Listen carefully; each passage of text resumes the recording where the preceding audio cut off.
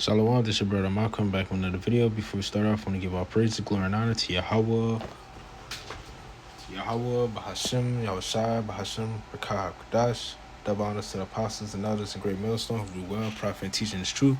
Peace, blessing, and salutation to like who is scattered amongst the nation who made elect out of heathen nations, being that speckled bird, going back to the bloodline of Abraham, Isaac, and Jacob, who we know today are the so-called blacks, Latinos, and Native Americans, who are the people that is spoken about in the Bible.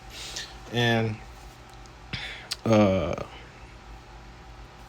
this video, is going into this Jake right here committing adultery with this nurse, knowing that she have a husband, and while he's doing all these things, he in the background listening to his wife and her husband conversation the whole time they plotting on committing adultery together. So without further ado, I'm gonna play the video, and then I'm gonna go into the scriptures to bring out some edification, Lord willing. Hey, I'm gonna stay the night shift. Yeah, I'm gonna stay tonight. Is that okay? Yeah. Is it a problem?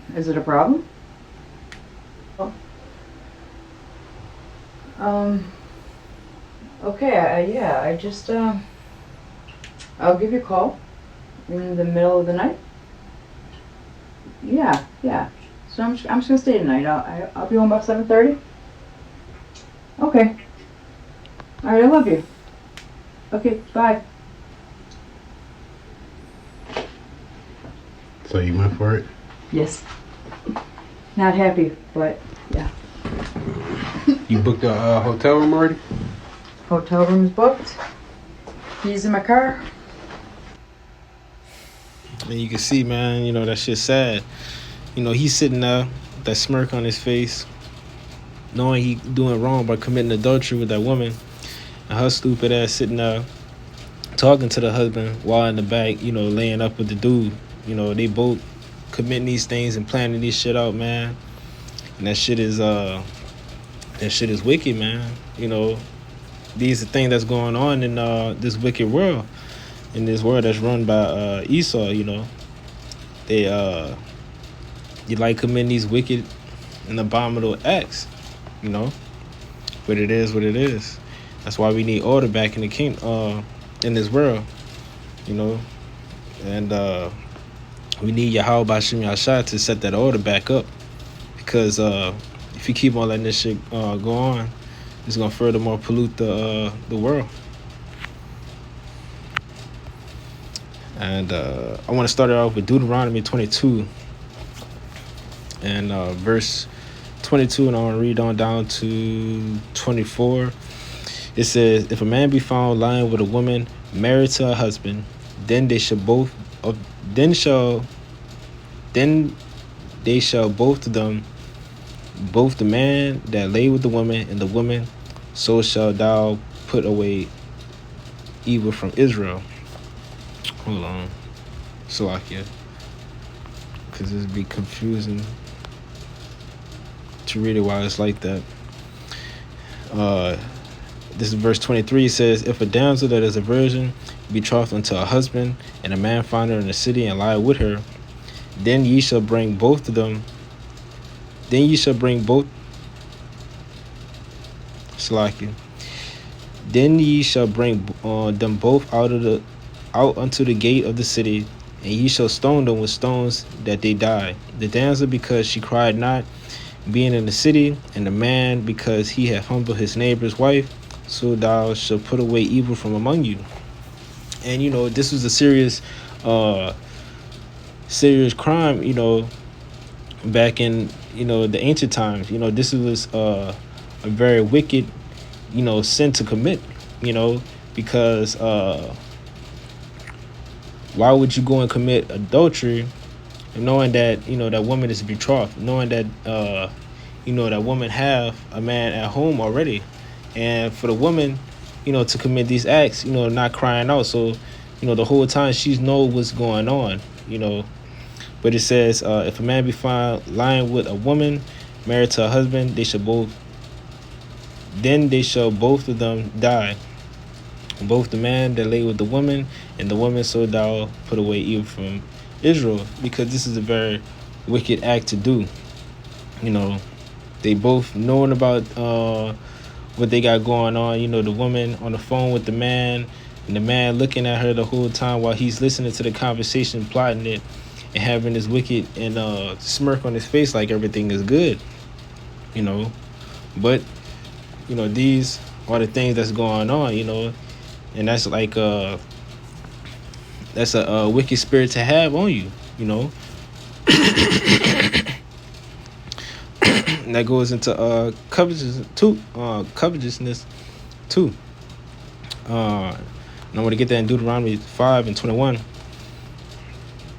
It says, neither shall thou desire thy neighbor's wife, neither shall thou covet thy neighbor's house, his field, or his manservant, or his maidservant, his ox, or his ass, or anything that is thy neighbor's. So, the whole time he knows that woman was dealing with somebody else. He knows these things are going on, but he still went with it anyway because he lusted after that man's wife. He couldn't control herself. He was more into the flesh. Feeding his flesh more than his spirit. And these things, is very rampant. In these times now.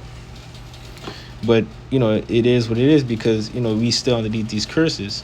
And it was spoken about it in Deuteronomy 28 and verse 30 that a betrothed woman shall lie with another man. It said, thou shalt betroth a wife, and another man shall lie with her. Thou shalt build a house, and thou shalt not dwell therein. Thou shalt plant a vineyard, and shalt not gather the fruits thereof. And like this man could be home, providing his family. He just got off from work, etc., or whatever the case scenario may be, and he get this phone call from his wife. The whole time he thinking everything is cool and fine, but behind that phone, she got another man right there next to her, about to commit adultery. They already have everything planned out and set for whatever that day was, and a lot of even though that could be of the heathen nation, or it could be a speckled bird or a jake. It shouldn't matter, no matter if it was your enemy or of what you call them. Whether it was your enemy or if it was your neighbor, you shouldn't do those things, because at the end of the day, a sin is still a sin. Just because that's your enemy, you shouldn't do those things, because you can still have concubines and you can still have wives, stuff like that. But you shouldn't go and do those type of things because it's wicked altogether. You don't have to stoop down to those type of levels, just because they're of the other nation. You're supposed to be holy and set apart, 1 Corinthians chapter 11 and verse 7. It says, for a man indeed ought not to cover his head, for as much as he is the image and glory of the Most High, but the woman is the glory of the man. And for the woman to do those things, it was very disrespectful, because she reflects her man, and in her doing that, she brought a bad light to that man's name. Now he's gotta, hear about that whenever it comes out, or whenever it be revealed. These things are coming about. A lot of people gonna laugh at him or this and that. She's supposed to keep that a treasure to him. She's supposed to only be for him, because the man's prize is woman. And once, another man can have, his prize, then it's not really a prize. It's pretty much trash at this point, because another man could have a piece of that. What's the point of having something when somebody else have it as well? It's not really special to you. And I want to get Romans 7:24.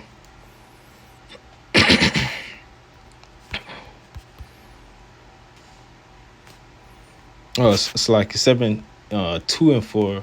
My mistake. This is Romans 7 and verse 2. It says, "For the woman which has an husband is bound by law to her husband so long as he liveth. But if the husband be dead, she is loose from the law of her husband. So then, if while her husband liveth, she be married to another man, she shall be called an adulteress. But if her husband be dead, she is free from the law, so that she is no longer. So that she is no adulteress, though she be married to another man." So basically, what this going into is, the woman is bound by law to her husband long as he lived. So that man is still alive, and that other man, he shouldn't be doing those things because he already see these things going on. But if the man had passed away or anything in the case of that, then she is free by the law. But this is not the case. You know, uh, a woman not supposed to have multiple men. She's not supposed to have those things because too many seeds in her field is gonna pollute it, and the more seeds polluting, the bad it's gonna be, the worse it's gonna get, because part of that man's DNA is a part of her too. And when she's had multiple men and laying down and giving it up to anybody and whoever she wants to, part of their DNA is going to be a part of her. And you're just going to have a lot of mingled seed, polluting her field, which is going to pollute her in the process of that. You get Job 31, verse 9, and read on down to 11. It says, "If my heart have been deceived by a woman, or if I have laid wait at my neighbor's door, then let my wife grind unto another, and let others bow down unto her. For this is a heinous crime, yea, it is an iniquity to be punished by the judges." And basically what this saying is, you know, if I go after another woman, or I lust at another woman, then let my wife be taken into another man. Let her go into another man, or I wouldn't say go into another man, but these things will fall upon you. Whatever you reap, you will sow as well. So if you commit these type of acts, don't be surprised when the same thing happens to you. Because you wanted to do this wicked and heinous crime, so shall that fall upon you too. But it's not really wise for you to even do those type of things, because it's a heinous act, and it could get you put to death for that. A lot of men, die for having a woman being popped, being touched, or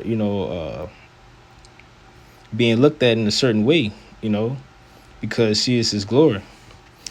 And for that woman, I want to get Proverbs 23, 27, verse 27 and 28. It says, "For a woman is a deep ditch, and a strange woman is a narrow pit. She also lied in the way as for a prey, increased the transgressors among men."